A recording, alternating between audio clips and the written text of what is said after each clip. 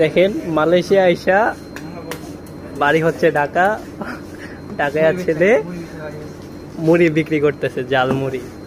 তো মালয়েশিয়াতে কিন্তু এগুলো কিন্তু খুবই একটা জনপ্রিয় বাংলাদেশি ফুড কিন্তু অনেক চলে, যারা বাঙালি কিন্তু মালয়েশিয়াতে অনেক আছে। তো এগুলো কিন্তু করা ভালো, আজকামের ফাঁকে দিয়া ওই হালকা একটু হাত খরচ হয় এদের।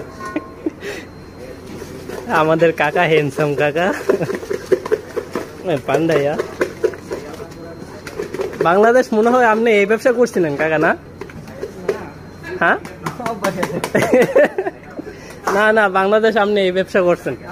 হ্যাঁ, ওই হ্যাঁ বলে বাংলাদেশ থেকে বলে শিখাইছে এগুলা সব পান্ডামি ওরা।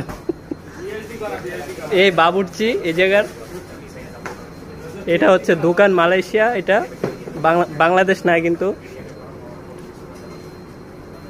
আচ্ছা, ওকে, থ্যাংক ইউ।